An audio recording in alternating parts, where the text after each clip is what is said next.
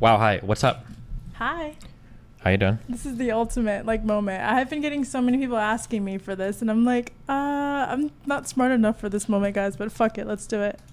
Yeah, well, how's your yeah, what do we I don't even know what we're actually doing. You messaged me to come on and it was like, okay, sure. Yeah. Yeah, I did. Yeah, I don't even know. I think after the whole situation, everybody kept pushing me to make peace. And I was like, I gotta make peace. And for the past 2 months, I've been making peace with all the people that I burnt bridges with. Mm-hmm. It's been actually not that bad. So if anyone who hasn't done it, please do it. Burnt bridges with, and now you're burning new bridges as you make peace with other people. See, the bridges that are burnt by itself right now, I didn't do it. The bridges that I burned prior to moving to Miami, that was my fault. I take full accountability for that, which I wish more people did. Mm-hmm. But now I was being pretty cordial in the space, and now I'm still getting in trouble with people. So I don't know what the problem is anymore. When did you move to Miami? Sometimes it's weird. Is it funky? You're fine. Go ahead. Okay. I moved here 10 months ago. Okay. Yeah. So it's been interesting. But no, I kept seeing your clips online. I was like, damn, I actually agree with some of the things you're saying. I was like, I gotta stop being such a raging bitch. It's not healthy. Sure. I mean, I don't think being a raging bitch is bad. It just depends on, I guess, what your beliefs are, right? I think logically things have to make sense. And I think for a long time, when you're passionate, you just become very delusional. And I think that's an excuse that people tend to use. And I think I was using that for a while. Mm-hmm. And then you get challenged by other people because I wasn't new to the whole streaming space. I mean, I was a nail tech. So to me, you go from being a nail tech to being a sacer. Everyone's just debating all day long.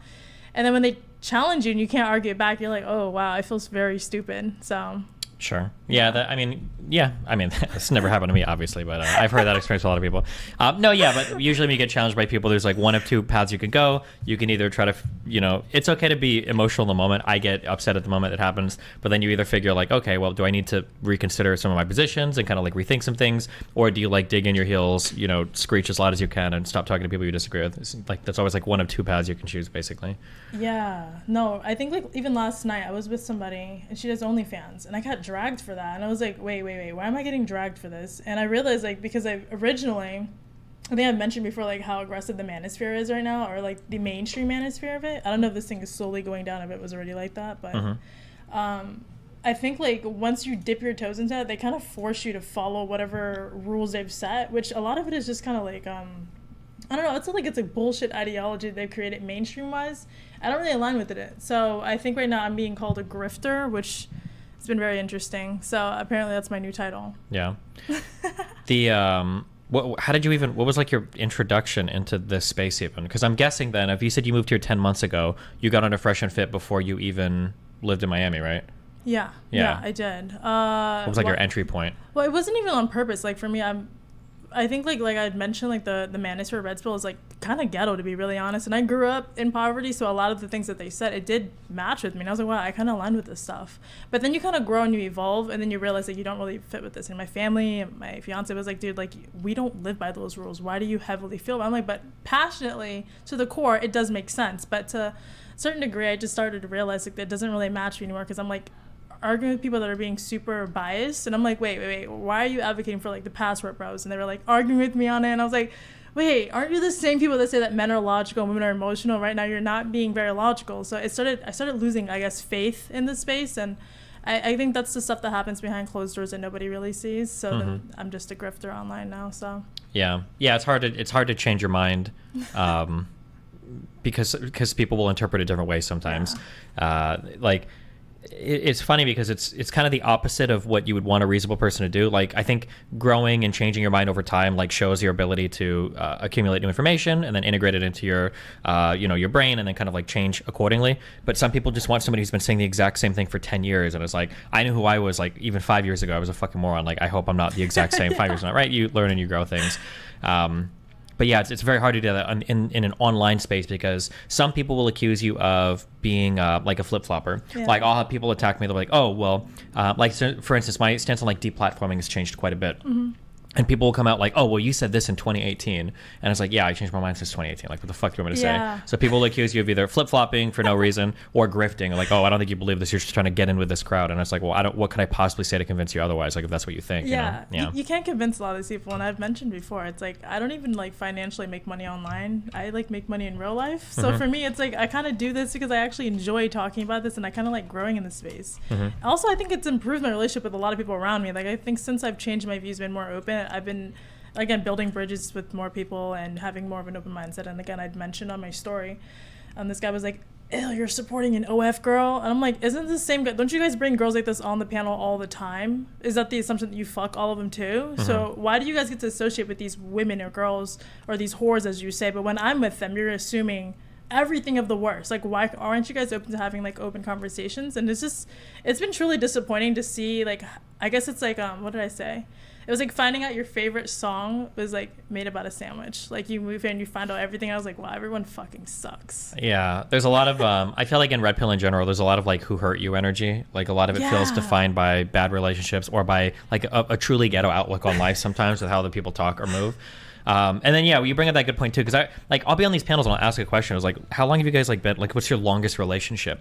And it's typically 6 to 12 months max on all of these panels. And I was like, this is supposed to be like, some of these are like, they call themselves like the premier dating shows, but like, you guys aren't like wifed up with a, super low body count virgin tradcon woman that's like, it's all OnlyFans girls, strippers, dancers, and it's like, which is fine, by the way. I have no problem. I think it's cool. I like OnlyFans girls. Okay, I like strippers and dancers. That's fun. Well, I don't do strip clubs or anything, but they're fine. But when you guys are like so harshly judgmental of it in one breath, and then in the next breath, these are the people that you're showing off on your Instagrams and everything to the world. It's like, what is, but yeah, no, I think that's the whole point to it. Like, I did like a little whatever, like a debate. I don't even know what the fuck I'm doing online nowadays, but somebody was asking me about my affiliations with them. I was like, honestly, there's so many commonalities with everyone that I don't understand why I'm just isolating myself to just people who think, or I assume think like everything you think people think like it, when you find out it's really not the case. So it's like, again, it's super disappointing, and then you find out that everyone's just here capitalizing on insecurities online. That was the biggest thing where I was like, wait, this is all like a full-blown like pyramid scheme on how they're doing this stuff online. So yeah, very disappointing. And Rolo Tomasi, you're a bitch. I just want to let you know that. True. You just had like a 4-hour gossip stream on me and then on a friend of mine. So like that, he gossips more than any girl I've ever met in my entire life. I've never seen any man that claims to be the godfather of the space go and start more drama online than any, like, you run your mouth more than a girl does, more than I do. Legit does, more than anybody I've ever seen in my life. Like, I didn't notice this until I was hanging out with somebody, I think this is like a month ago, and I was like, oh, Rello just tweeted this thing like 2 days ago, let me find it real quick. And then I bring up his Twitter, and I'm like scrolling. I'm like, oh my fucking God, this guy tweets so much. And I noticed that this guy tweets like 50 times a day at least. And there's so much like drama of like, oh yeah, this guy's doing this behind the scenes. And also, just because I know personally like some of the people he talks about, half of it is just totally fucking fake. Yes. And then like 70% of it is like half truths. Right. And then like 30% of it is like, a couple things that he might be right on just because everybody fucking knows about it. Right. But it's actually fucking insane. That guy is a drama queen and a gossip queen too. Holy shit. Yes, all of his. I hope he watches this, but I want to say all of your fucking stats are from like Prohibition. Please get updated with the times. It's getting agitating, and I can't believe there's even a following for that. It doesn't even make any sense. Get it together, Brett Michaels. You're annoying the shit out of me. So shots fired, and I had to say it. I'm sorry. So. All right. What is Okay. Well, what do you want to talk about? Honestly, I don't even know. What did you envision this? What kind of conversation? Do you want to fight? Do you want to? Is there anything to fight about? Well, I should preface that, guys. I'm not really that smart. Like I've told 1,000 people, I'm just like an internal little like welfare child who evolved in this space. To be really honest, so. Wait, you're a welfare child? I'm a welfare child. I mean, if you couldn't tell my vocabulary since when we first met, the amount of F-bombs, and I still do. I was on Erudites, and I didn't realize sometimes I had dropped the F word, and I thought I'd cleaned it up, and then somebody kept Wait, pointing which F-bomb are we talking about? Wait, there's more than one F-bomb? Like, fuck? I kept saying fuck. Oh, gotcha. Okay. Is there another one? Fag, yeah. Oh, no, I don't. No. See, I've reformed in a lot of ways, in a sense where I don't feel like it's necessary to shit on people unless it's provoked. Sure. And unnecessary. Like, okay. Other people. Yeah, that's okay. We swear here. I mean, you're decently well spoken compared to compared to most other people. So I would have never guessed. So yeah. Oh yeah, no. I think it was good because it was like what happens is like you meet a lot of these people where they'd make up their minds. What's his name? Tomasi was like, "Oh, you're a goody two shoes," and then they found my mugshot. And was like, "No, you're a felon." I was like, "Well, what the fuck am I?" So it made him like double dutch on his like argument with me. I like one of the things that I hate the most on people, and this is very frustrating when you argue. This isn't even just red pill; it's like all political conspiracy theories. Is no matter what piece of information somebody finds, they'll always make it like fit their worldview. Yeah. So like for you, I'm sure that I didn't see everything you said, but it'd be like, oh yeah, like she's a goody two shoes. You can tell because of this, and this. I was like, okay, well here's her mugshot. Oh yeah, like you knew she was ghetto because of this, and it's like, well wait, what the fuck do you actually know? Yeah, literally, no matter what piece of information comes by, they can always make it fit their prior worldview. Like they're not making any accurate predictions about anything, you know. But that's the best part about it. That's why, like, I think for me personally now, like, I've like really worked to control the way I handle myself on these shows because they try to get you super emotional so they can, oh, you're being emotional. Like I know a couple of girls that had cried off the shows, like even dealing with like MLD and stuff. And for me it was like, oh damn, okay, so now I have to be super calm in these spaces since these guys are being super, I don't know, they're being super evil in the spaces. I don't even know the word right now, I'm stuttering on it, but I've seen the way they conducted themselves, and they're acting more like women more than the girls on the space do. So I'm like, okay, I like a good challenge. So I've challenged myself for the past 10 months for, I don't know, just in general. So even for moments like this, I was like, I don't want to be like a dumbass the next time I talk to somebody. Yeah, it's one of the annoying things that I pointed out. Did you see the big episode that they had at the Valuetainment Studios? Which one? It was like Fresh Fit and Adam Sosnick, and then like 50 girls. Oh, the collab. That was... I don't know how many people are aware of this, but like it's intentionally set up like a movie. We've got like 3 heroic guys and like a legion of like 50 women that they're supposed to just like basically, you know, chop and slash their way through. And just the way that they set those shows up is so annoying. Like I noticed, as I pointed this out about an hour, and I noticed that like Myron would ask a question where he'd say, how do you feel about this thing? And then you'd go down the line of girls. So first, like after one girl's given her answer, everybody kind of feels like they want to give the same answer. Yeah. And every now and then, so not only is it kind of hard to buck the answer that's being given by like 5 girls in front of you, anytime you give an answer that is contrary to them, Myron's going to be like, whoa, hold on. What did you mean by that? Why did you say that? Well, what's your stat for that? This is why women are too emotional. Well, like he would like grill the fuck out of like any girl that gave like a contrary answer. And they're set up to like, so when you're invited on these shows as like, I don't want to say nobodies in like a mean way, but you've got like these guys that are really famous, and then you're just like random people that they found on like Instagram and other walks of life. It's like you're not ready to step into like the Thunderdome with Myron Gaines and like have like this epic fucking one-on-one debate. And then the thing that triggered me the most too is, I don't know if it was Myron or Adam that said it, when they were like, oh, like this is what we mean when we say that women, you know, don't have to do anything and men have to. Like the men are sitting here because we're special and talented and famous, and the women, you're just here because you're women. And it's like, what a self-report. Like that's because you chose to invite these people. Like yeah, that's why I've mentioned that I don't want to go on those panel podcasts anymore, because I don't really understand the purpose of it. If it's just entertainment, like I think it's important to note that and for everyone to highlight that, but I don't really see an impact in those types of conversation. Like I'd mentioned, like it's not really a dating podcast, because I don't see anyone like, yo, I like your body count, let's sleep together. Like I've never seen anyone impressed with like their dirty skeletons coming out of those types of podcasts. And everybody has already made up their mind. They're arguing in bad faith. So to me, it's like I can't even get a word in. If I go in deep in any subject, that's all right. Let's change the subject. Let's read the TTS. And I'm like, oh, I see now. But I think all the people that watch this stuff behind the scene, they don't really know it, because like until you're there and you see how people are when the camera's on, when it's off, you don't really know this. And I think somebody was saying like, oh, you're just mad you didn't get what you want from it. I didn't know what the fuck I was getting. I was just going into the space because everyone said you should. Like a fucking innocent Bambi, I went in there. And that's why I really hate the impressionable stuff now more than ever, because they say they want these young impressionable girls, but it's not like they lead them into a lifelong of like happy marriage or even safe space. You bring them in there, you destroy their egos and everything that they have of their innocence, and then what happens? Yeah. You troll them online, you have these terrible like thumbnails.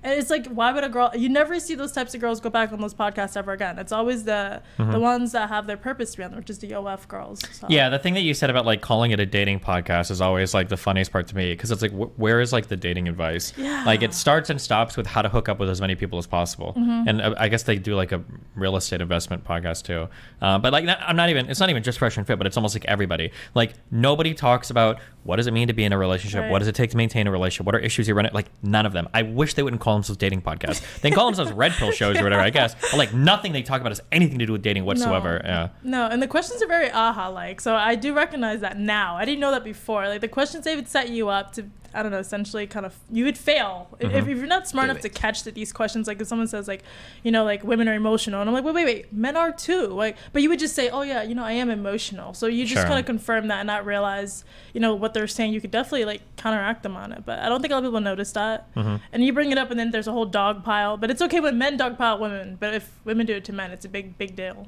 Yeah, and even that, I've noticed that's a trick I try to call out whenever I'm there. When people say like, oh, women are more emotional than men, and it's like, that's only true if you don't count anger as an emotion. Because if you count anger as an emotion, men get very angry a lot, right? Yeah, and you see it happen, yeah. No, that's for sure. Damn, what was it? How do you feel about the whole, I think what were we going back and forth about on that day? Oh, like, so relationships. So you were saying that relationships are, I couldn't think of the word at the time, but complementary. Do you think that's all relationships or just now modern days? So they're always saying that men should lead the relationship. And how do you feel about that?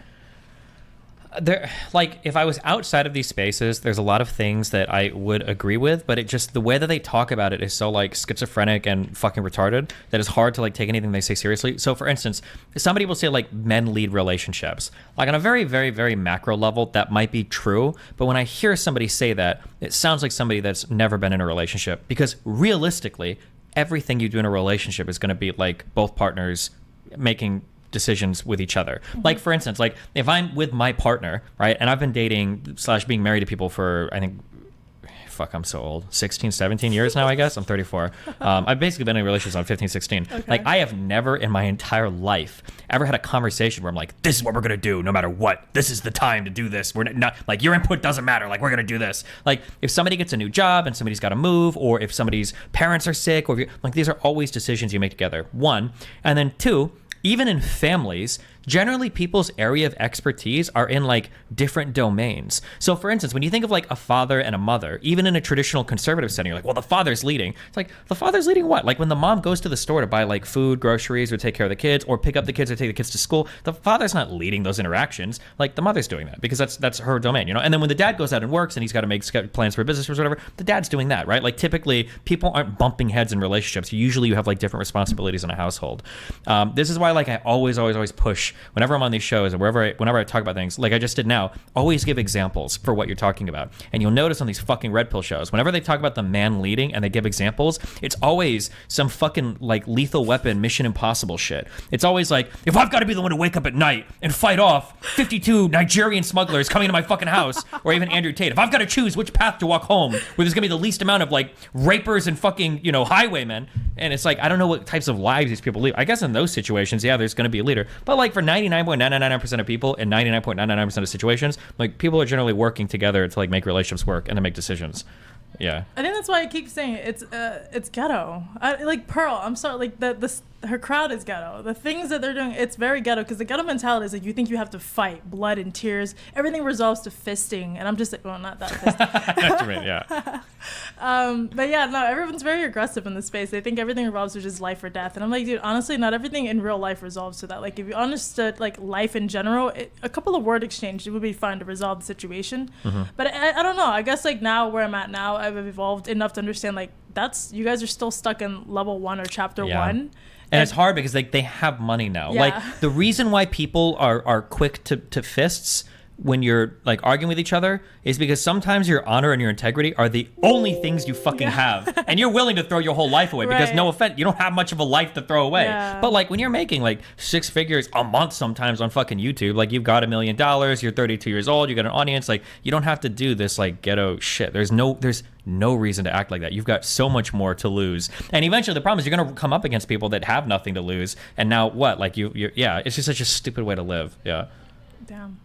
I agree with that. Damn, I'm trying to find something to disagree with you about, but it's just gonna get a little hard. Damn. And You said you were Wait. So what? How did you get into the Red Pill space? I think you asked you that. You said you were a nail tech before. Did you just like watch a thing and like? No. So I talked. So you know when you're in the nail industry, first off, like there's a bunch of women in that space. So I see all. Wait, in the nail space or the Red Pill space? The nail space. Okay, so gotcha. You're literally a part-time therapist, so to me it's like it was up to me to carry the conversations because my family's super fresh off the boat, even though they've been here forever. And for them it was like, you know, figure it out how to make the space at ease, and we opened a salon. And to me, it's like one thing to just take their money. It's very transactional. That's why like the red pill stuff is very transactional. But then you start to realize like, how do I build a relationship with these people? It takes compassion and empathy. So I think like being there after a while, I had to build a relationship with women, even though I didn't agree with a lot of them. So then you start hearing these conversations. I'm like, oh, you're a trick. That's an asshole move. So you start creating this like stat in your head that all women are shit. Mm-hmm. And also like growing up, I guess like welfare lifestyle, I have a pretty shitty relationship with my mom and stuff. So I think like consistently I'm like, damn, women are evil, women are shitty, because when you grow up in this space, you only see what's, the reaction of how they are. You don't know why that happened. You don't really care to. You're too busy being emotionally like hell bent on it. So, Sure. After a while, everyone's like, dude, you should do this, you should do this, you should talk about that. So I like did a little small podcast in Tampa, not knowing what the hell I was signing up for. Opened up a whole portal of everything. But long story super short, I think all those moments of me talking to people really opened up my mind on what I thought I knew until you really dive into the space and you meet more people with like actual life experiences. So talking about it and living it completely different.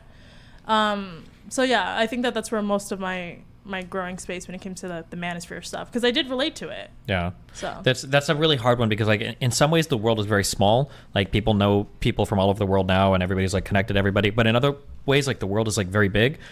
You've probably lived more. Well, I guess you've only been in Miami for 10 months, but like even when you say like Miami, like when people talk about like what Miami is like online, they're talking about downtown and Miami Beach. Miami is a huge fucking city, right? Yeah, like I spent a lot of summers in Hialeah. Like I've seen a lot. Like you can go way out to like they make fun of people from like Kendall and fucking like Homestead and shit. Yeah, Miami's a really big area, but it's really easy when you live in a certain area to just be like, oh, this is what these people are like. And that's why I'm always critical, like Pearl and shit. With like, oh no, like trust me, I know women are evil in divorces because I've talked to like male divorce attorneys. And it's like, well, yeah, no shit. And if I talk to a defense attorney, like every black person is a criminal. Like, what a weird perspective to take, But that I think everybody's like that. I was like that. Like it always happens until you start to meet enough people to kind of break your worldview. And you're like, oh shit, okay, maybe I have to be careful about the assumptions that I draw from like a limited set of experiences. Moving here, definitely that helped a lot, because in the beginning when I hated Miami. I was like, I hate Miami. It's so whatever, because you're being exposed to that nightlife stuff, and I don't drink or smoke, so I didn't really fit with that scene. I guess so after a while, like seeing how everyone is, I like kind of pulled back, and after a couple of weird bridges that I built and burnt, because I was like, this isn't what I signed up for. Like, you guys are being shady and snaky, and also everybody in this space, not to call out anybody, but like I've noticed that people that are in the media industry or podcasts or like internet, where they're fucking shady. They're so weird. They're one person, like on person and online, and then like I just don't understand that, because for me it's like, if I like you, I like you. If I don't, I don't. But even if I don't like you, we're gonna now talk about why we don't like each other, and maybe we can bond on some sort. Like, I don't think we're supposed to agree with everything. Like, I think about like I was talking about like if an artist put out an album, I mean, I like all the fucking songs. I mean, I had like 3 songs from there, but I don't hate the artist. And I think like nowadays what I've noticed more than ever, it's like, oh, what are you, left, right? Like, what are you? And I'm like, why? Like, why does it have to be why is it so extreme? Because I agree, I understand like on the empathy part, and then at the same time I don't agree with it, but I empathize for it. So it's really tricky, like being where I am now, like noticing how everyone moves, because now looking at Miami, I don't associate myself with those type of people anymore. And then you meet the locals here. The locals are so chill in Miami. They actually get into the water at the beach, know? They don't actually subscribe to the surface or the mainstream part of Miami. Nobody talks about that. Yeah, and nobody believes it. Yeah, nobody really believes it either. So it's kind of annoying. Yeah. Forethought, why the fuck is my sub private, you fucking cuck? Unprivate that shit, you piece of shit. Sorry. Yeah, there's that's like a broader, I don't know if you like follow politics at all, but like something that's kind of like really happened, like broadly speaking, is every single thing today is like very much like team sports, and as soon as you're bought into like one content creator or one thing, you have to like be all of that thing. Yes. So like if you are a fan of a single Red Pill podcast, like it also means that you're anti-vax, anti-immigrant, like pro-Russia in the Russia-Ukraine war. It means that you think that like lockdowns were bad, you're voting for Trump. It's like all these things that describe like 95% of people. And you have to... Bosses, Dan is not your boss. Forethought, Dan doesn't pay you. I do, motherfucker. What do you mean? Shut the fuck up. Open the subreddit. Why am I so tall? What the fuck? What? I feel like my head's hitting out of the frame. My chair's like really... Actually, I don't even know. No, I'm just tall. Yeah, you're probably tall. I am tall. Yeah, there you go. I'll sit up. Okay. No. Does that make you feel better? No. Wait, how tall are you? 5'6". Okay, jeez. All right. How I'll tall sit are up you? then. I'm 5'8". I tower over you. Okay. Let me look like it. Okay. It's very annoying that like the that you have to subscribe to like every single belief. That two-faced thing also. I don't know how much time you're gonna spend in this space, but everybody here is two-faced as fuck. But that's like content creators online. Like Melina didn't believe me, and now she's been here for like 3 or 4 years, and now she understands. I've been here for 13 years. Yeah, it's everybody is. It's not staying private, guys. I'll open it in like 30 minutes, okay? But yeah, like it's just annoying. Yeah, it's annoying. The whole industry is like fucking annoying. Yeah. Well, yeah, and I noticed that because I noticed that. Wait. I'm sorry. Hold on. My people are triggering the fuck out of me. Destiny, you retard. You said yes. I did not say yes. I explicitly said no. You DM me, and I was like, if you want to like throw up a fucking sticky or whatever, knock yourself out. No, I didn't say we're closing our sub. Fuck that shit. I hate consumers. Okay. Sorry. Go ahead. It's a whole thing. Remember it. Sorry. What was I gonna say again? No. I noticed that like the interactions. Like you don't agree with a lot of the panels that you go on, but you're able to still like, be friends with them and stuff. And I think like a lot of people don't really. I didn't know that in the beginning either, because to me it was like, oh, why I don't agree with you, that I'm not your friend. I think that's a very playground type of mentality. So why they don't? Oh, are you talking about like people being able to like disagree and be chill afterwards, or? Yeah, that, and even like hop on the podcast. Like for example, like you and the Fresh and Fit stuff. Like with them, your views don't match with them at all, but you guys are still able to sit in the space, and still like challenge each other. Which I don't think a lot of times people normalize that enough. Even though like I think we should be doing that, but I think that it's like you versus like 12 people, so it's kind of. It's like an ending fight. You're never gonna win. Yeah, there's a special thing with that. I'm so sorry. Hold on. This guy is actually retarded. Dan, read the message. Why would you post this thinking you're exposing me? Are you fucking retarded? I said, yeah, I see it. We'll put up a sticky or something. Why would you think this means I'm gonna shut my subreddit down? People, Reddit is doing like a big. Do you follow any of this shit online? I'm new to it. Oh, but Reddit is doing like a big thing, and a bunch of people are shutting subreddits down over it. And oh my god. Hey, dipshit. Listen to me. You didn't say, no, let's not go private. I was like, hey, can we take private? And you're like, yeah, I see that. Yeah, we'll put up a sticky. The fuck am I supposed to do? How can you put up a sticky if the subreddit is fucking private, Dan? Hey, no, I do not want to go private. Dan, but how do you put it? Dan, explain it. How do you put up a sticky if the subreddit is private, Dan? Dan. You are so autistic. You have no idea how to talk. I do not care. I cannot believe that when you see this, you thought that I would take from this, oh, Dan knows we're not going private. Maybe I'll do some charity shit. You are actually autistic to Dan, think that. Just answer the question, Dan. Take a poll. Here's what I'll do. Oh, take sure. a poll. Okay, yeah, we'll take a poll. And if I'm right, we stay private for 2 days. Okay. 2 days. Give me 1 second. Hold on. I'm so sorry. I need to resolve this. My people are wilding out. Okay, Dan messaged me. He says, hey, retard, can we take r/Destiny private in a few days to help protest this shit Reddit is doing? Because it will fuck over a lot of apps, Redact included, and also Reddit's apps suck shit. It won't affect any subscribed users, just guess, and maybe get us in a list/some press. And I say, yeah, I see it. We'll put up a sticky or something. Okay. And yeah. Dan interprets that as like, how does putting up a sticky mean we're closing the fucking sub? Do a poll. I mean, like, there's no reason they fucking hate me lately, anyways. Do a poll, and if I'm right, we at least get 2 days. No, I don't want to close my. Why would I? Dude, you are such. You know what? I should have put up the message I wanted to. I was going to put up a sticky saying that we're private in solidarity with r/Hassan Piker. That's what I should have fucking done. I can't believe that this is fucking happening. You're so insane. I'm not insane. Well, then fine. If we misunderstood, that's fine. I don't want to close my subreddit. I should be. That's fine. God, I hate you so much. Good. I'm glad. Okay. Whatever, dude. Love you. And Bye. Fucking kill yourself. Hey, I just popped in because somebody said you tried to message me. Oh yeah, real quick. I'm doing a show tomorrow at 6 o'clock EST. Do you want to be on? Everybody screams at each other for 3 hours, and then the survivor at the end gets hosted. Sure, why not? All right, I sent you a friend request. Accept it, or send me a friend request. Okay. Okay. Okay. Love you. Bye. All right. Take care. Okay. I'm sorry. Forget all of that. Okay. That's interesting. I think it's hard for people. Vegan gains. Nice job. Okay. I think it's hard for people to disagree and still do whatever for a couple of reasons.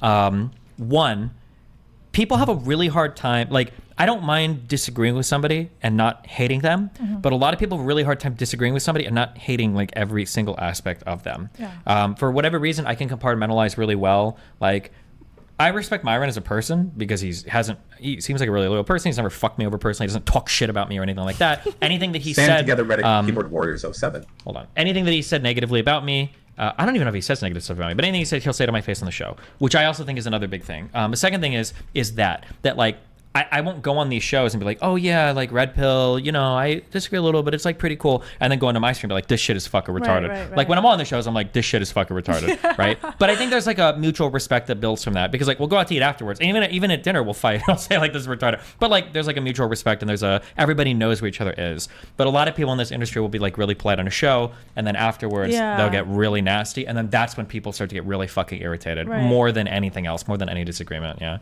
Yeah, no, I definitely noticed that. And I think that's what, okay, so serious note. I think like everyone was, a couple of people were like, oh, was it the stitch I did with your video? And they're like, oh, you're associating yourself with that cuck. And I was like, fuck. I was like, I don't want to open up this portal, guys. And what I learned from everything, again, like I think like coming from being a nail tech, like you don't really think, when you hear people in these debating space, they'll say like, oh, define this, define that, because you're using these terms, you don't really know what they mean, and it doesn't really apply to the person. And I think the crazy sadistic part about you is like you'll own that shit, and then people actually think it, because at the time I was super slanderous. I was that fucking asshole. I'll own that. Sure, you're good. And I get very vile when I like want to just be dirty. That's the thing with people in the space, is and including, that's when I notice people in the space, like you get really dirty, throw low blows, because there's no argument, and you're the sicko that just owns that shit. So then you just own it, and everyone thinks it's normal. And then when I'm like, wait. So you're mad at me because I'm affiliating myself with someone that is quote unquote called a cuck. I'm like, do you know what the definition is? Does that person actually do that? No, well, like, oh, but then now you're just making up shit, which is also what I did, which is why I publicly had to announce this. Well, first privately to you. But then, yeah, so I think that's one of the things I've learned about everything is like when I speak to people and I'm like, can you just define what your definition of what that is now? Because people don't actually understand how the space is. And I'm saying like a guru or anything, but definitely recognize the style of conversation with people. But yeah, super shady. So. Yeah, that's something I kind of noticed. This is a long time when I just did politics before I even got into red pill spaces, is generally people will start to go to personal attacks when they don't have like anything to actually say to you. Yeah. And then, because it's not even like in terms of like my relationship style or whatever, like I don't even recommend what I do to everybody. Now they recommend their style to everybody. But like I'm not here telling everybody like, oh yeah, guys, everybody do open relationships, blah, blah, blah, because for a variety of reasons, that's crazy. But yeah, people are more obsessed over my relationships and like who me and Melina see than I think even me and Melina are. Like people obsess over it, and it's But what are you gonna do? Yeah, no. I again, that's why I was like, okay, I need to change the way I view the world and stop being such a dick. Because again, it's what you think is normal, but again, someone else probably grew up different. So, yeah, it's been a bitch to get out of the whole space, and now I just like want to remain under the radar, and I didn't realize like it's gonna follow me everywhere I go. So. Yeah, I don't know. What is like do you want to like do content like in this space? Is that like something you're looking to do, or? I don't actually have a direction, because to me, every time I do something, I find out there's like a catch-22 or like something that isn't really stable. And to me, it's like I actually enjoy it, but at the same time, I don't really know how to do this long term without, I don't even know, like without like a concrete like direction, because I am Asian, so my family's like, what the fuck are you doing online, like are you getting paid to do this? I'm like, no, but like I like it. And they're just like, well, what's the point of it? I'm like, listen, you can't compare the type of money you make in the nail industry to this. Like I understand, like with the nail industry, it's like hard back labor. You make crazy money, like 6 figures, but like you're run out, like you're dead, you're tired. And on top of that, majority of the Asians don't really know how to invest their money. They don't really know about what to do with money. They just spend it, all this liability, all this crap. And that's something that I've had to break out of and like to learn. So, but I actually enjoy doing this online and like meeting a lot of people and interacting, and kind of I grew in this space. And with me growing, it's kind of affected them in a weird way where like they talk to me a little different. They kind of like, okay, like leave her alone, let her grow. But I can only give that ticket for so long. But every time I do something, for example, like when I was on TikTok and I was on YouTube, and everybody's like, oh, like can I reach out to you for advice? I was like, yeah, sure, let's monetize this. But then it turned into like what all those other dorks are doing with like the courses and all that stuff. Bro, everybody has a fucking course. Yeah, but they try to normalize it. Like everyone kept telling me, do it. So I was like, okay, yeah, I'll do it. So then I did it, and I was like, this doesn't feel normal, because what you end up doing is you create this like this cycle where like you don't really want to solve their problems, because then you'll never have any more clients. So you don't really solve people's problems. You're just kind of like entertaining them and like pandering to them. And for me, it really kind of took away the purpose of everything. So I'm torn between like passion and then like realistic standard. Like, are you going to sustain this long enough to do this, or are you just doing it and you'll figure it out? So I think like fortunately, financially, I do have like a normal life outside of this, which works. So yeah, there's that. That's it. So I don't know. I guess we'll figure out if I burn more bridges and fix more bridges, and who else hates me out there. Are you trying to get onto like more show type things, like Fresh and Fit or Valuetainment or anything like that? No, I'm done with those shows because there's no point to go on those shows. Like I think like in the beginning, like you think like all noise is good noise, but then no, not really, because like those types of subscribers, I have zero interest in like standing in front of and pandering to, because you could say something that completely makes sense. Another guy gets what I'm saying, and they'll completely agree and applaud the guy. But if I say, I get shitted on because a woman shouldn't say those things. But if I did the same homework that you did, why can't I say it? So I don't really see the purpose in it unless they're willing to have like an open conversation, which I don't really see like a healthy space to talk about that stuff on these panels, because it's all entertainment from what I've seen, at least. And maybe it's just my own experience, but I don't really see like having like a civil conversation about things that we don't agree with. Like I don't mind being educated and, you know, like growing in the space. I have no problem admitting that I'm a piece of shit and I need to grow up and that I'm not that fucking smart. No problem saying that.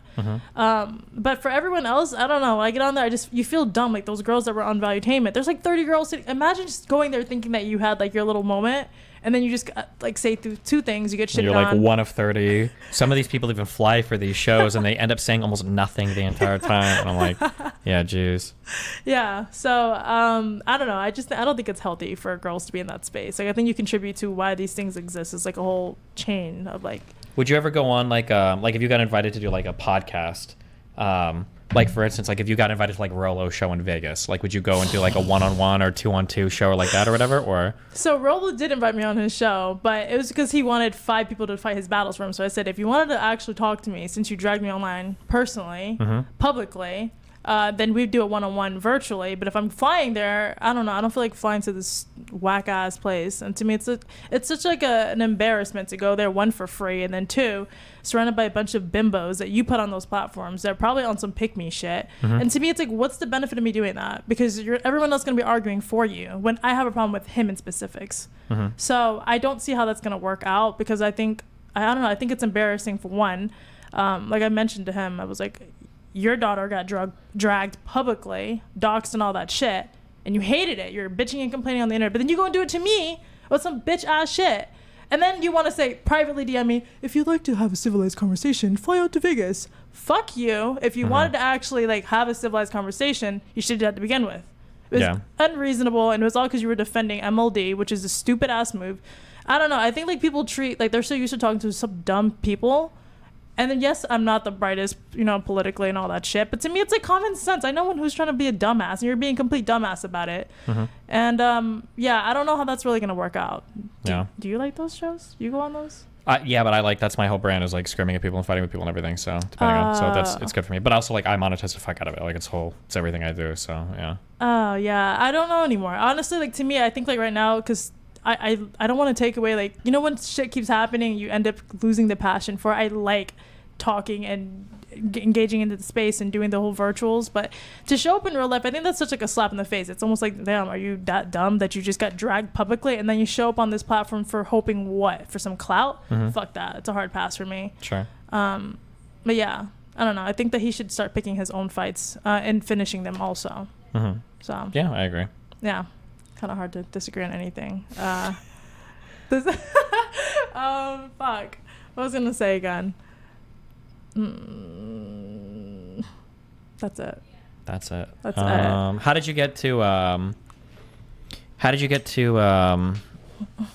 Valuetainment? That's a good question. On Melina's show. Like, did Adam DM you? No. So me and Nat, actually, I don't know why people hate Nat, because I like her. I actually like her. This is like my 3rd or 4th time meeting her. But she like saw my clip when I was on the Whatever pod. So she like really liked the One Passport conversation I was having. And then wait, you keep saying Whatever. Was this like the Whatever podcast in Santa Barbara? Yeah. Okay, gotcha. Sorry. No, I'm just fine. Okay. Yeah, that was a weird podcast. Did you like the podcast? It was okay. It got a little nuclear after we had left. That was a pretty heated episode, so. Oh, okay. Yeah, I don't. So it's weird being on these podcasts, because then you see a lot of these guys who talk about masculinity and all that stuff. But I think the way that specific podcast is ran is not very structured. And to me, it's like, I don't know why they talk about these masculine things that they want to lead. But then I see how unorchestrated and how like unstructured it is. And I'm like, damn, this is really out of control. Compared to like even the Freshman Fit, I don't agree with anything the Freshman Fit and even the people who run it. But it's more structured. It's very like militant. I can understand why it's structured that way, because how sloppy people get. Sure. Sorry. Going back to Valuetainment, Nat. was the one who reached out to me. Or that specific episode, she was the one who reached out to me after that show, and she was like, "You have beef with this person?" And I'm like, "I didn't know I had beef with this person, but I guess I do now." And it was just cooking in my head on how I was going to handle this situation. So it's so weird to me that like all of these guys that all say they're millionaires and they're all so successful, like have so much time to run around like all these YouTube chats and like talk shit about random people and stuff. Yeah, I don't know. That's very funny to me. I don't know if you've noticed it if you go through a lot of their socials, but a lot of the people in this space bought their channels. Like they have illegitimate subscribers. They'll have like 200,000 subs, but like every video they post gets like 5,000 views and stuff, if that. Yeah. Yeah. No, I definitely noticed that more than ever, and it's honestly like if you don't know, if you start your own channel, it's really just like you get very I don't know, you almost don't want to do it anymore because you feel like you're not growing at all. But you know, the shorts recently, I think the shorts have also been another misleading factor. Yes.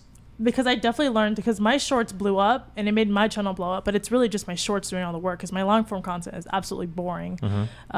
So it's like it doesn't have the same numbers. So I think that's also misleading. But I truly do believe, like MLD, for example, I know for a fact he bought those because of course it didn't even drop when all this stuff happened, which essentially like if you're causing that much scene, I feel like your subscribers would go down or increase depending if there's some huge drama, like there's going to be some impact, some movement up or down. Yeah, but and it didn't. I think it stayed the same, and to me it was like, oh yeah, those are definitely bought.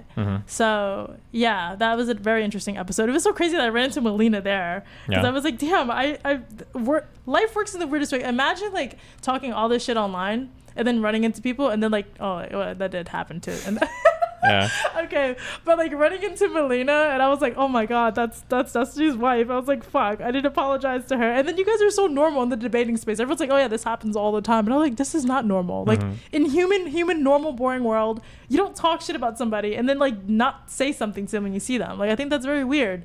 So I'm over here like apologize. She's like, dude, I don't remember you. And I was like, it's okay, I'm glad you don't. Yeah. So yeah, real world and internet world, very different. I think that's one thing like I wish the internet knew more about because there's a big difference. So yeah, I agree. Yeah. I'm so sorry. I'm such a boring person. No, you're fine. They said we need disagreement. Send something for disagreement. I don't know. All of my big arguments and opinions are usually like in very like political areas, so I don't know how much you care. You said you do you say how old you are? I'm 28. You're 28. Do you are your parents down here in Miami? They must not be. They must be in like Tampa or something, right? Yeah, I don't have immediate parents, but my aunt and uncles, they're there. Gotcha. Parents and you said so when you started doing like TikTok stuff, are they like following all of your shit and like DMing you about it? Like, why did you say this? Well, customers, they talk a lot of shit. All they do is send my aunt and uncles all these videos like, hey, did you know that Aunt said this about like women and men and all this stuff? So I have them breathing down my neck at all time. And you have this pressure to like honestly like make so, and to them like to the amateur's eye, like if you have a lot of followers or subscribers, they think you're very successful. So I'm able to like get away with that with them, but essentially I'm just like still working, so I kind of get away with it for so long, and then you know they want me to go back so often. But it's kind of cool now because they don't really question it, but I know it's because I've created enough chaos and I'm calmer than ever. I think I'm calmer now than when it was when I met you. I was completely unhinged when I met you. Sure. But I think that's how people should be. Absolutely. Were you crazy at one point? Are you calmer now or what? Yeah, I think it's hard to tell how much is like learning versus how much is just like getting older. Like there's a lot of people that I interact with and I see them as like you're like a 22-year-old guy. Like I understand everything about you. Like Sneeko is like a good example where it's like I get it. You're changing opinions a lot. You're really boisterous right now. Like it's a lot of it is an age thing. Like in 10 years you'll be like way more. In 5 years you'll be way more chill. So yeah, I think that's probably an experience that everybody goes through. Everything happens. Yeah. Yeah, I have to agree with that. But I think it's worse on the internet because everyone's watching your every move. So again, it's harder to grow. Yeah, it's hard to grow because then I'm constantly denouncing all these things that I've said, and I was like, guys, I don't stand by those views anymore. I don't stand by it. Unfollow me, damn it. So yeah, it's kind of fucking. Do you feel like is there like anything weird or interesting about like being Asian in like the red pill space? Like, do you feel like you ever got treated differently like that, or like different types of DMs or different things from like content creators? Like, did that ever affect anything, or is it just a whatever thing? I think for sure being Asian, it does stand out for a little bit because I think people can't really figure out, maybe I could be wrong, but I'm dissecting this wrong, but they can't really figure out where I stand. It's kind of like, do you agree with this? Do you not agree with this? Is your man black, white, Asian? Like, what is it? So I always get these like penetrating questions that are really annoying because it's irrelevant to half the topics that we talk about. Sure. But I do recognize that it opens up doors. And that's another thing that says it when they say that women have these advantages and men don't. And I'm like, well, the advantages come with like a caveat, so it's not really an advantage. Like you have to blow someone or some shit, and it's like not really an advantage because if you don't blow them, you get kicked back to the curb, back down with the rest of the gutter. So like, am I really having an advantage? Because I haven't seen it, honestly. I've been like, you think you want to take like the whole forbidden apple thing, and then you realize that there's no benefit to this. So I've definitely noticed you take 5 steps forward and then 10 steps back. Being a girl and being Asian, I'd have to say that, because especially if you're in a relationship. I don't know. Yeah. I could be wrong. I don't know the other side of it, being on a yacht and all that shit. That's a different experience. So, Yeah. Yeah. What? I'm just thinking about the whole Miami experience. Like, that's cringe. And all of the things that they talk about in these podcasts, like it's just not real life. I'm thinking about my whole experience here, and I'm like, damn, I haven't been in any of these experiences for them to say that. Oh yeah, there's a lot. There's like so much, and it gets really frustrating. You said something earlier that was kind of weird. There's like sometimes people will start making arguments, and I don't even know where to start because they're like so fantastic. Like I remember I was on a show once and with Fresh and Fit, and they're like, to truly know if you like a girl, you have to fuck her first, which is just like, I'm a horny person. I fuck a lot of people. That's fun for me, but I would never say something that fucking retarded. Like, of course you know somebody before you fuck them. What a weird thing to say. And as soon as I brought up, because I was like, oh, like I think there's ways to know before. They're like, well, what? How could you possibly know? I was like, I don't know. Well, like if you have chemistry with the person, and like all of them started laughing, and they're like, what is chemistry, Doug? And I'm like, what do you mean? Wait, what are you even talking about? or like them talking about like the whole like, oh yeah, like it's really well accepted that women will share a high value man. Like every woman knows this. So like multiple women will be okay, like all dating like this. I was like, no, what are you talking about? Like this, no, this doesn't happen. Like outside of like these spaces, you know? It's a ghetto mentality. Like, everything they say, it's ghetto. The type of girls that they want that are like innocent and impressionable they're not going to share the guys that you think they will. I mean, and if they do, it's more so not so innocent because she's probably a sugar baby or gold digging. Yeah, that. Or it's like the types of girls. That's another thing that sucks too, is that it's because of the girls in these spaces. And with those types of girls, yeah, probably. However, dating to them is like, you guys like fuck once a week. And then like, maybe you get a meal. I don't even know if they do that, right? But like it's literally that. Like these guys are on show saying like, yeah, you should never live with your partner, and it's like you guys aren't even like dating. It's not even like, yeah, that's it. I feel like I've been on multiple shows where I've asked like, what is dating to you? Because it sounds like dating to these guys is fucked once. Yeah. Like I dated this girl. No, you didn't date that girl. You hooked up with her. Or like I'm dating like 5 girls right now. No, there's a few girls that you fuck every now and then. You're not dating any of these women. Yeah, but it's just it's wild. And again, like to be clear, I'll reiterate again. If people want to say that they do this and this other their lives, whatever, that's fine. But don't present this as normal. It's like it's not. It's actually insane. Yeah, like it feels like sometimes like the entire red pill movement is based on like fucking Andrew Tate's like YouTube videos. Sometimes we're like, oh yeah, like this is a normal way to live, and it's like, no, what are you talking about? Yeah. What I was gonna say about that, I think you're absolutely right. And how do you feel about the stats? I think they always bring up the stats to prove their point, but I like hate it. Which stats? They always use stats. Oh, this is a statistics. Like they always say like women initiate like 70% of divorces, and I always get irritated with that because I think you have to bring up the context behind that, and they don't really do that. No, every single stat they bring up is like half true or just completely not true, or there's like a really good reason for it. That 80% divorce rate or 70% divorce rate that they bring up is something that's brought up a lot. I still need to research this, especially because I'm going on shows in like a week. But like somebody emailed me and said that 80% divorce rate stat, that was brought up because there was one study one time that analyzed a bunch of couples, I think like a few hundred or 1,000 couples, and like of the 80 or I think of like the 55 that got divorced, of 80% of that 55 of those couples, like the woman initiated the divorce. So that number comes from literally, I believe it comes from one study, number one. And number two, even if that was the case, that you grant that women divorce more than men, I had a woman attorney email me who does like family law or whatever. She explained that the reason why, she said she didn't know the exact numbers, but she would believe it if it was true. The reason why is because, especially in case where children are present, women need to get that divorce because they need to get that process started in order to secure everything they need for like their child and them. Like if they want to get insurance, if they want to enroll their kid in school, if they want to do these things, if you're married, as a woman, you're fucked because every questionnaire that you answer, every application for everything, you've got to like put all your husband's information. And for the guy, if the guy is broken up with the wife and he doesn't have the kids, it doesn't matter if you're married or not. Like who the fuck cares? Like it's not like you need your wife to do anything. You just like, you keep working, you do whatever. So it's not surprising in those cases that the woman is like, listen, I need to file for divorce. We need to figure this shit out. Yeah. So considering that women are oftentimes like the ones that are left with the children, it makes sense that they would be the ones that would initiate divorce more often. How do you feel about alimony? I think that alimony in principle makes sense.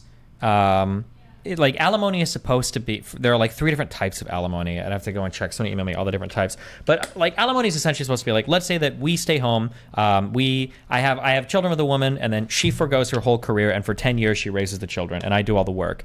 If we split up at that point, her life is fucked. And my life is perfect because I've gotten to pursue my career for 10 years and do all of my stuff. And the only reason I was able to is because she decided to forego hers and stay home and care for the children. So like in cases like that, I could see like, yeah, some kind of alimony until she's like on her feet for 2 to 4 years or whatever. Like that makes sense. I could buy that.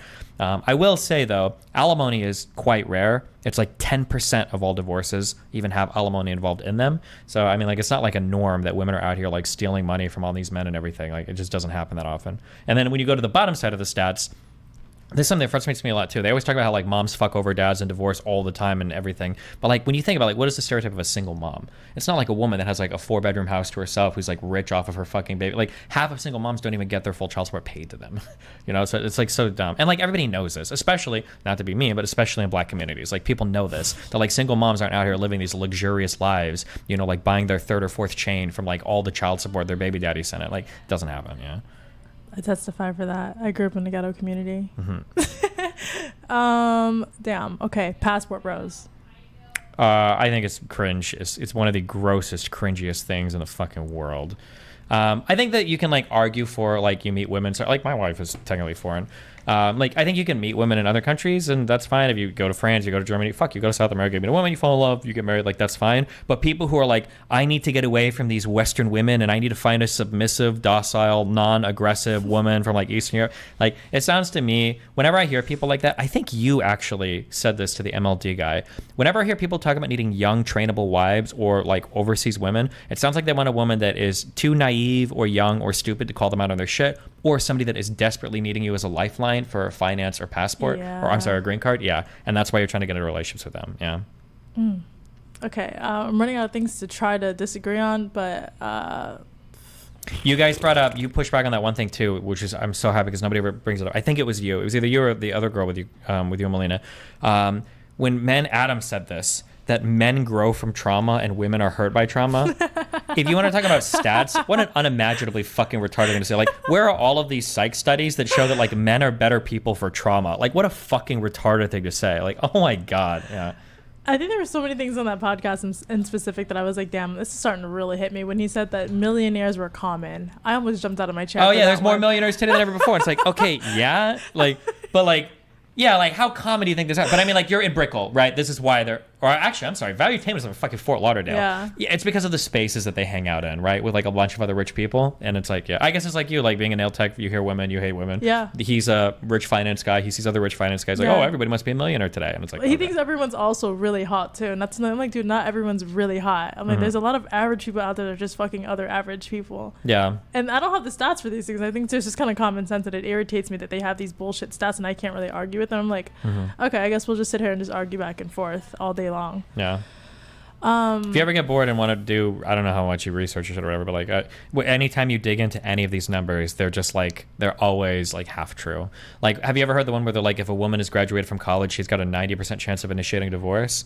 I've heard it. What's the... They say that all the time. I believe that number is true, but the overall rate of divorce is way lower for more educated people. So if you want your marriage to stick together, you're always better off marrying a more educated person. But in the rarer cases where they do divorce, the women more often initiates it. But that's one of, you would never guess that because based on how they say that 90% number, you're thinking like, holy fuck, if I marry any educated woman, I'm fucked. But the more educated you are, the higher the chance your marriage has of like lasting longer. Right. So it's like all of the numbers are like half true or just like fucking stupid. Yeah. All right. So, okay. Generally, they say that divorce is a woman's fault. What are your views on that? This is like one of those things where like, it's very frustrating to talk to people because I can tell that like you just don't have any relationship experience. And it sounds mean to say that, but like it's really, really, really hard to ever figure out like whose fault a breakup is or a divorce. I'll even go as far as to say in cases of like cheating, I'll even go as far as saying in cases of abuse sometimes, it's really hard to tell whose fault it is. Because there are some people that could drive people fucking insane.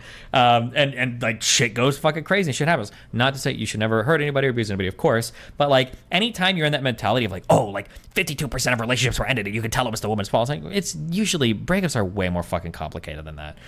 It's really hard to say like it's usually a long list of things that start to compound into other things and then like, yeah, shit gets fucked, yeah. Okay, agree. Fuck. What did you think about like the man leading thing? You mentioned that earlier. Do you think there's some truth to that, or? Well, you said it the same way that I fuck with. There's different areas that I'm better at leading in. There's some things he's better at leading in. It just really depends on what you guys decide in the relationship. But I think that's not as black and white as what they make it seem like. When they say traditional gender roles, I don't think that really exists anymore since women are also working. And I think it's actually more beneficial that women are working. I think that two people to work and to build a household nowadays, I don't know why they complain about having to do everything and then they want to shove you in the kitchen and they're mad that they have to do everything themselves. And then go across the country to get a chick who has no idea how to drive a car here. You're still going to have to teach your girl something. So whether you teach each other how to learn each other's, like, I don't know, habits or whatever, or you can go marry a chick who doesn't speak English, teach her how to drive, teach her how to speak English, teach her how to work in America. It's just, they're very selective about it. Yeah, and they don't have like this is going to be a topic that I'll have to explain next time. What are their ideal relationships? Because for all these red pill guys, they're talking about like, I don't want a woman that's masculine and works, blah, blah. Okay, well, like, but what do you provide to these women? Like, they'll say like, well, I make a lot of money. Okay, yeah, but she doesn't live with you. Like, you're not buying her fucking meals. You didn't give her a fucking, food card for, lunch. Like, what are you providing her? And then and realistically, in my personal opinion, and I'm a man of the modern era, I think obviously both people should work, except if you've got like kids. I can understand like one parent, generally the woman, like taking time off work, but like these guys don't want to have kids, and these guys, and they also don't want to have. Also, this is another crazy thing, is these motherfuckers will talk about.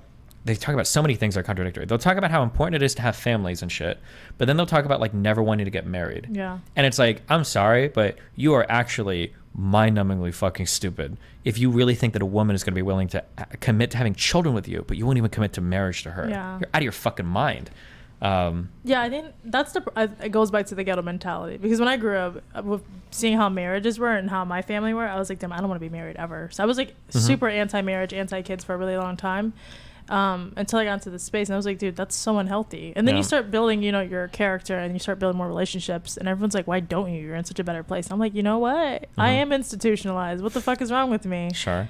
I think that's what it is. Like, when I listen to a lot of these guys talk before, I would hear like people would push on like, oh, you're insecure, or maybe who hurt you, and you would think it was just like a petty insult, but there is a core. Like, a lot of people are hurt and they don't want to talk about it. And I'm like, and you talk about men's mental health, but like, you're not really allowing each other to tap into the actual hurt and to grow from it.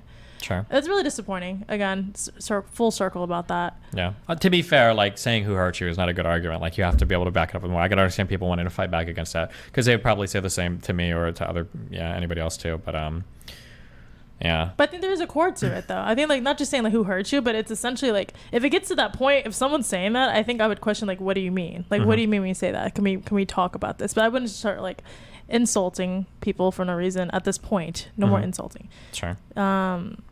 Damn, we agree on everything. We don't know what to talk about.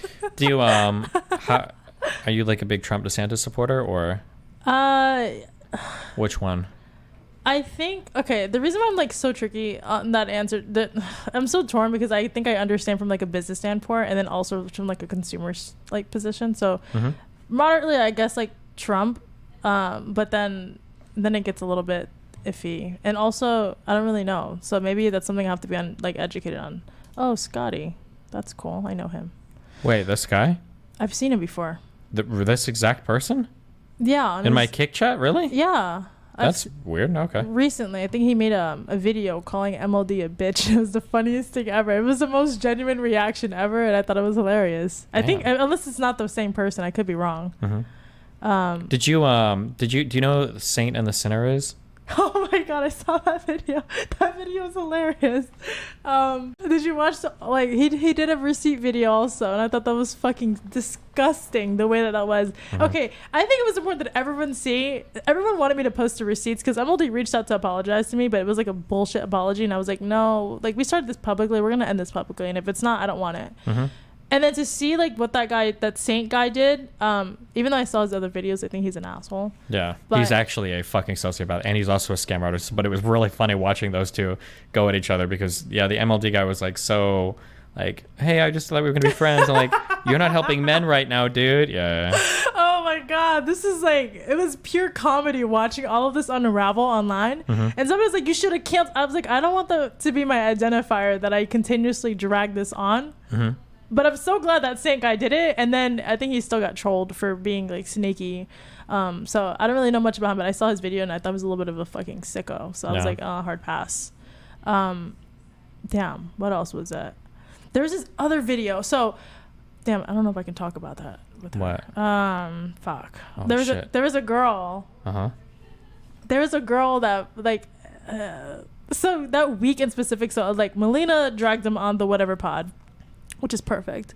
And there was a girl that I recently became, it was like trauma bonding almost. And she reached out to me after she saw the video with MLD. I'm not going to specifically name her, I guess, just to courtesy, because I don't really know how comfortable she is about it. But he legit, like, he was such a dick on that podcast with this other wannabe fresh and fit guy. And next thing you know, this girl's walking off they kicked her off because she was just sitting there to cry because she didn't know what to do.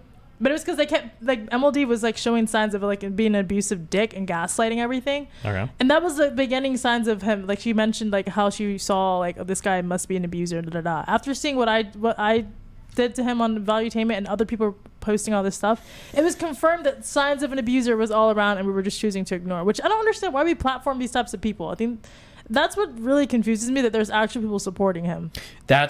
I think that is a huge indictment of the character of a lot of these people. So, for instance, like, Rolo is an annoying, gossipy fucking bitch, but, like, I don't think he actually has, like, any evil skeletons in his closet. At least not that I've ever heard of. But the people that he defends, he defends actual trash people. Like Donovan Sharp, I think, is fucking garbage. The MLD guy is fucking garbage. Like, he'll go to bat for all these dudes. And I was like, what the fuck is wrong with you guys, you know? Yeah. Yeah, I don't know. I don't get it. Again, saying that I'm a felon, that you wouldn't debate me, but then you associate yourself with Donovan Sharp and MLD. Very funny, you old fart. Very funny. So I don't really know how people, again, I guess, like, unraveling everything, finding out how everybody operates. Because before moving here, everyone's like, dude, that's so sick. That's so sick. And then I meet all these people. I'm like, wow, you guys suck. Yeah. So people want to know how you feel about Andrew Tate. Andrew Tate? Okay, so I don't go into the core of Andrew Tate, but I guess the surface shit that I have seen, I guess, like, the core values, I agree with some of the things he says, because I guess from, like, a traditional-ish standpoint, but I think it's too extreme for what I believe in, and also I feel like it's like a business strategy the way that he does it. So part of me is torn. I'm torn at, like, is this guy just, like, putting on this, like, facade to sell something, or is it actually believes in? So it's like 50-50. As far as the things that were claimed or accusations, I don't know the actual details, because I think at a certain point I was like, we're like grown people doing homework on this guy. I don't really care about what he's doing with his life. Sure. So. Okay. Yeah. I definitely think he's a fucking sex trafficker. I think he's going to get convicted for it 100%. We'll see what happens. As far as his messaging, it's always, like, a really hard thing, because, like, I'll see some clips in long form where, like, it sounds like the meat of what he's getting at is, like, pretty good. And then in other things, it's like, like, horrible. One of the things that I have, like, a really hard time with, I'm not, like, the traditional conservative guy to do it, but, like, I come from a Catholic background. Like, I went to Catholic school for 12 years. I know what, like, traditional relationships work like, and I know what healthy traditional relationships are supposed to look like. One thing that I don't like is it feels like people co-opt, and I think Andrew Tate did this quite a bit. People co-opt these terms of, like, the hierarchical structure of a traditional relationship with the man at the top and the woman at the bottom. But the way that they speak about the role sometimes just comes off as so derogatory. Like, even in a traditionally conservative relationship, like, the man and the woman have a lot of respect for each other. There isn't this, like the man at the end of the day might be the leader, but he sure as fuck is never implying that, like, my wife is submitting to me. Like, that type of terminology is insanely fucking cringe. And even in, like, the most traditional relationships, I don't think, like, people are even thinking in those terms. Because, again, like, people typically have, like, their different domains that they're working in. So, yeah, I don't know. I wish sometimes, like, people can come out and talk in favor of, like, conservative relationships where even, like, the man is making, like, some important household decisions about where the family might live, if he's going to move for work or whatever, for stuff like that. But a lot of it just feels like a mask-on hatred for, like, women sometimes, whether they speak about it, which is, like, kind of cringe, I think. I feel like it has turned into that. And that's why I keep saying I don't know if this is just, like, from a marketing standpoint for them, because it keeps them in business, or if they actually believe in it because they continuously surround themselves with those types of girls. Because I do recognize there's bad in the world. Like, I told somebody, it was like, if you're going to walk down a crackhead alley, you're going to assume that's the entire world. That's just the alley you walked on. That's not the entire world. But to them, it's like, no, but it's the second alley I've walked on. But keep fucking walking. The fuck? I say this in the U.S. all the time. Like, if you go to like Chicago or Detroit or L.A., like there are fucked up parts. Yeah. There are also really nice parts. It just depends on where you're at. You know, like Chicago is not like fucking, you know, Fallujah. Like it's like a fucking war zone. Like it just depends on where you're at. And that's true like in these spaces, and it's true of women and black people and men and white people and Americans and European. Yeah, you have to gain like more experiences, so you're not like stereotyping everything. Like the average human needs like 1 to 3 experiences to stereotype like everything. Like a person will meet like 2 Indians that are rude to them and like tell their friends like, yeah, like Indians are just horrible people. It's Right. like, okay, yeah. I think the people lack the compartmentalizing. That's really what it is. Because it's like, I've met a bunch of shitty people, but I'm like, I'm dumb enough to continuously try it again to like maybe have good faith and build a relationship. Because if not, you're always going to like just assume that everyone is a racist or everyone's a piece of shit. And I think they also, again, lack creating that safe space for women to want to be vulnerable and be like submissive to them, because it can be. But I definitely realized, like, I pictured myself, okay, if I were to fix bridges, who would I apologize to? I would only apologize to people that I know would be logical enough to understand, okay, this isn't, like, malicious or being a piece of shit or whatever it is, or calculated. Like, if I, like, when I wrote you the email, I was like, okay, this person seems very logical. Also, I just like to get off my chest in case I die. Okay, jeez. The extreme thoughts of it. I was like, I don't want to have this in the back of my mind that I'm a piece of shit. So let me just do it. And I really don't feel like, what I've learned is, like, if I tried and someone rejects me, at least I tried. But majority of the time, if you're being calculated enough, you'd know that this person isn't going to reject you, because it's like they're not a piece of shit. But the guys in the space that recognize that even if you're down bad, if you were just like getting kicked on the ground, they'd continue kicking, and they would join, and they'd laugh, they'd spit in your face. And then like they're like, well, you're women, like you aren't submissive. Like I got called masculine on the valuetainment thing for saying that stuff to MLD, and I was just like, well, what was I supposed to do? Just like endure it? Like literally just sit through? I hate saying that word now, because like now it just reminds me of it, because I think that is a common word. What? Oh, endure. It's a common I mean, it's like, that was just the funniest shit in the world. Like, I'm sorry for him to go from that, like, endure abusive relationships to like just folding like a fucking lawn chair in a hurricane in like 2 seconds on that show was just so funny. Yeah, I don't know. Honestly, I think it would have been fun if it was just me, him, and like Nat. Like the other girl, well, actually Mel, but like I feel like Mel was just gaslighting him at that point. Yeah. So to me, He would have done the same shit, because he did it with the Saint Sinner guy too. You also saw him like, yeah. He was running in circles. He just has a very hard time. I don't like to do this. It sounds like mean. I'm not trying to like make it. He has like very like shy boy, like type B, like beta. I don't like to use alpha beta, but like he's very much like he needs somebody to like take care of him. Like, no, I don't think he could ever be confrontational. I don't even mean like in a fighting way. Like, I mean like in a conversation. I think he has a really hard time being like, hey, I don't like you. Fuck you. Like, I don't think he has it in him to do that. I think he creates a lot of the drama to like create attention for himself. And I noticed the name dropping thing. So it's just like he name drops a lot to like, I don't know, fight his battles for him or something. So the guy really doesn't have any backbone or like anything. All the masculine framed stuff that he talks about. I'm like, I don't know. Like, I don't know. Even from like a ghetto standpoint, like the people in my family don't do that. Like they at least own that they're barbaric and like they're crazy. I'm like, but you're not even owning the fact that you don't have any actual structure. This is like cringy. It's very cringy. It's like fraudulent to see that. So yeah. Yeah. And then he threw Adam under the bus. Did you see that? Oh yeah, he told people to like, you guys should unsub from Valuetainment because of everything they do. Yeah, it's just wild. Yeah. What? I was like, why would you throw this guy under the bus, regardless of the like the heavily assumptions back to back to back to back? And I'm like, I don't know. Very disappointing with people in the space that backed him up also. So yeah. Boom. I'm sorry. No, you're good. Anything else? I'm fucking hungry, so I'm good to eat whenever. Same. Yeah. This is like a little therapy session. I can't afford real one, so this is pretty free. Yeah, no problem. Is your full-time job still like nail-related stuff, or do you do something different now? No, so my family runs the salon at this point, but we're doing like the salt product. So like during COVID, I did this product where like I packaged it and stuff, and it's like Himalayan salt with like chili peppers. Okay. So it was like a family thing that we did before we're like iodine salt. Then we tried Himalayan salt. Then it did really well.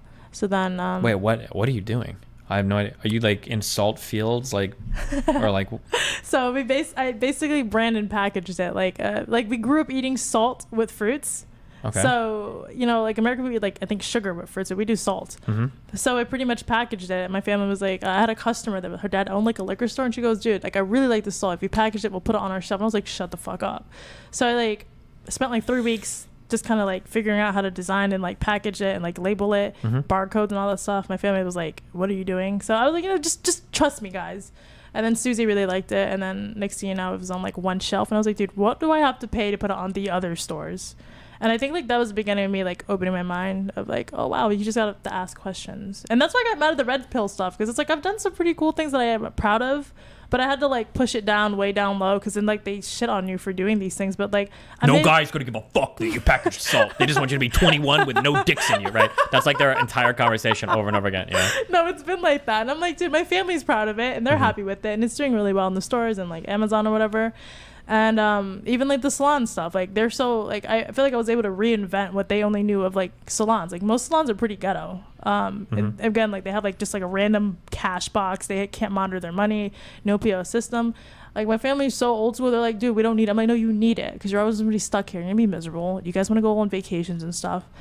So I think like doing all these things, like seeing that you can do it all, it's hard, but it's worth it. I think like it's you're able to like grow mentally, and also like have empathy on how like an actual, I guess, like modern man would feel in the working field, I guess, like what they claim, like fighting war and all that crap. But it's a lot of work, but it's worth it, because I think like I would have been stuck in a bubble and entertaining my brain with like trash TV if I wasn't doing that. So like what else would I be doing? Like waiting for Prince and Charming to come save me from a castle? Like what fucking era are we in? Yeah. Where So- guys are even making enough money on average to do that. Yeah. Yeah, I don't understand it. And I'm like, I mentioned, I'm like, the average woman has to work. Like, I don't understand why they're making it seem like working is so bad. There's nothing wrong with working. It's just you suck at relationships. You don't want to understand women, and then you're mad at us for fucking working. You're using any excuse to say you're working and that's why relationship sucks. Like, all right, why don't you take the lead like you said you wanted to lead?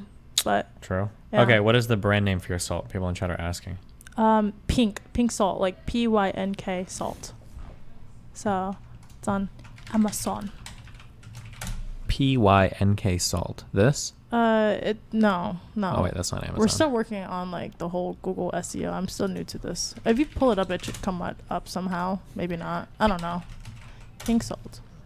Go down. Yeah, there it is. This one? Yeah, it's all of them. So we have the one that's a grinder and one that's for drinks and cooking. So I do it for fruits, for cooking, and like drinks. So it's and 3 different flavors too. We have like, and they're all spicy. Do you like spice? Don't tell me you don't like spice. I eat way spicier food than you, okay? Don't even try me, okay? I love spice. Wait, have you ever heard of the one chip challenge?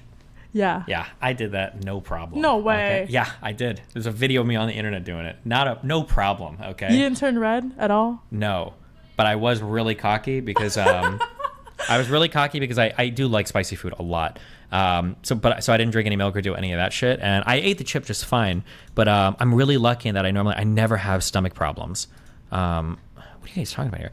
So I didn't think anything of it, and 6 hours later, I guess I went to go to sleep, and I took like a swig of water or whatever, and I had the worst pain of my life for about 5 or 10 minutes. It was horrible, but I did eat it, and I am a warrior. Oh no. Oh, but anyways, yeah, I linked your salt and chat if you want to buy it. I'm sorry. There you go. Thank you. Yeah, no problem. Yeah, no, it's. I mean, if you like spice, it's cool, but it makes food yummier, I guess. Yeah. Asian people, they're happy. I don't know if you have any Asian chats, but it's muy ak. So Wait, what? it's called muy ak, like translation. Like, For salt? yeah, like we translate the word. It's muy as in salt, and then ak as in spicy. Oh, okay. Yeah. Wait, what language is this? Vietnamese. Gotcha. Okay. Yeah. I didn't want to assume, but you said no tech, so. But I didn't want to assume because you're white. I was like, wait, can he handle spice? Well, maybe. True. Wait. You were racist first, so yeah. Wait, are you actually white? Or are you just like some? I don't know. It could be anything. I feel like my Cuban friends look pretty white also. I'm half Cuban. Fuck you. Okay. My mom looks very white too, though. Yeah. Okay. But yeah, I mean, I'm pretty sure you could be Cuban technically and be white. Like you could be Mexican and be white, although it's not as common because it all depends on like which like Spanish speaking people, like the Castizo versus Mestizo, like ethnic people came over, and like some are more white and others are not. So yeah. There's a lot of Cubans in Miami, so I guess you fit Yeah. right in. True, I do. Yeah, definitely. That's the lifestyle I lead. So. Yeah, I think we're. Oh, I'm sorry. Somebody earlier mentioned that. I'm sorry. I know what I was looking for. Somebody said that when you said ghetto, you just meant unorthodox because you were talking about like the how they were running the nail salons. I was going to correct them. And a lot of like poorer businesses, like a lot of people will still literally have like an old ass fucking cash register. But the problem is that it's hard to track like sales. It's hard to make reports. It's hard to just, if you don't have like a budget or you don't see what's going in and out of your store, you don't have like a central system for collecting everything. It's really easy for a lot of money to just kind of vanish. Not even like maliciously, but you just don't see what's going on. I'm pretty sure that's what you meant when you said ghetto, not just unorthodox. It was like literally everything. Like we had like a little shack. It was like a couple of chairs, and they were like selling chips in there while they were doing nails. It was like some ghetto shit, and nobody spoke English either.